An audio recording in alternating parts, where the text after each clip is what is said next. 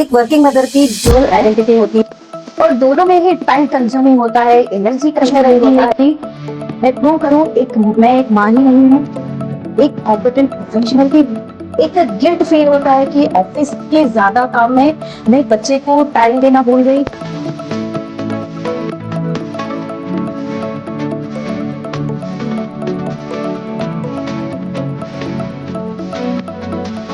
एक working mother की dual identity होती है, एक पर्सनल, दूसरा मैटरनल।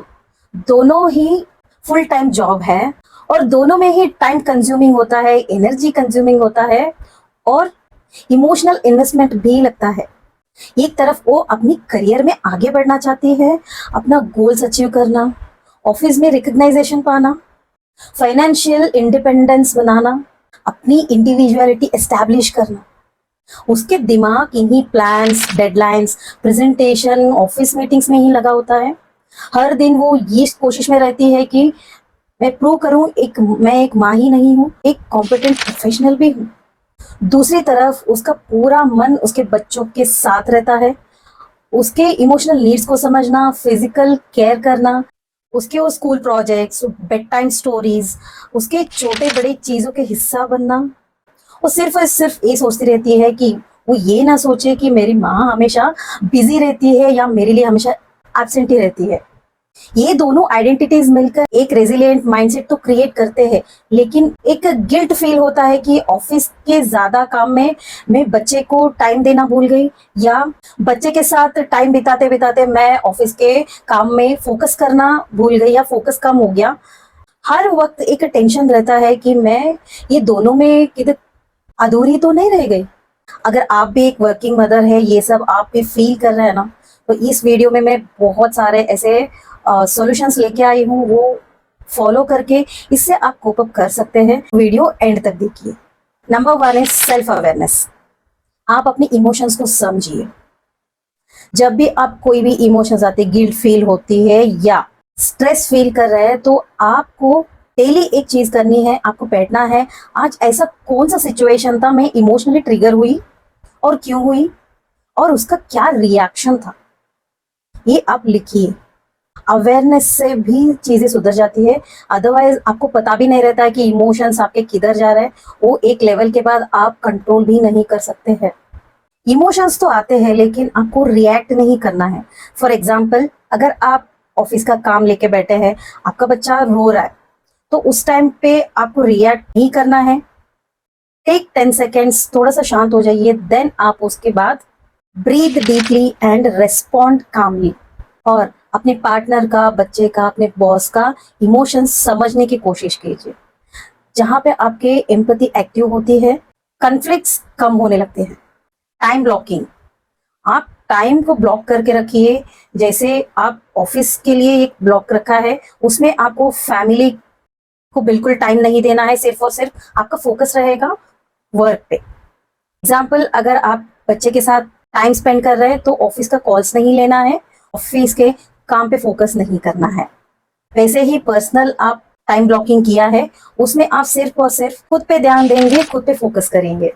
डेलीगेट ऑटोमेट, आप कुछ चीजें ऑटोमेट में डाल सकते हैं, जैसे ग्रोसरीज के लिए, मील प्लान के लिए ऐप्स यूज कर सकते हैं।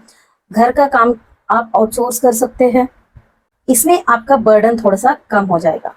माइक्रो हैबिट्स खुद के लिए, मॉर्निंग 10 मिनट्स आप मेडिटेशन के लिए रखना, रात को ग्रेटिट्यूड लिखना या जर्नल लिखना।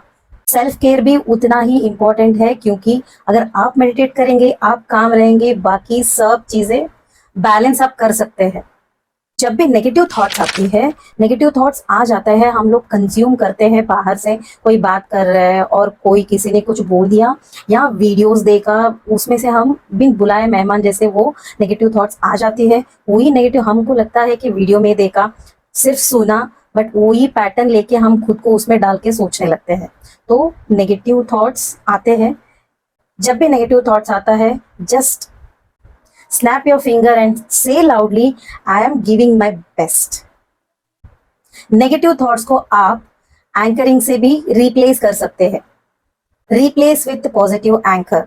जब भी आपको स्ट्रेस लगती है, गिल्ट फील होता है, ये नेचुरल है, हो जाता है, उस टाइम पे आपको एंकर यूज करना है। जैसे आपको जो भी म्यूजिक अच्छा लगता है, सॉन्ग्स अच्छा लगता है, वो सुन सकते हैं, या आपके बच्चे ने आपको हक किया था उस मोमेंट को आप याद कीजिए, उसको एंकर बनाइए।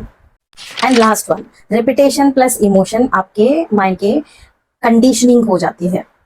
तो एवरीडे अफर्मेशन बोलना या लिखना भी जरूरी है, जैसे मैं स्ट्रांग हूँ, मैं दोनों रोल को अच्छी तरह से निभा रही हूँ, और मैं हर दिन ग्रो कर रही हूँ। और कोई भी ऐसे बातों बातों में पूछ लिया तो हम नेचुरली, ज्यादातर लोग ये बोलते हैं बहुत स्ट्रेस है, दोनों निभा नहीं पा रही हूँ, बैलेंस नहीं हो पा रहा है। ये आपको बोलना नहीं है, आपको बोलना है मैं अच्छी तरीके से दोनों साइड बैलेंस कर रही हूँ।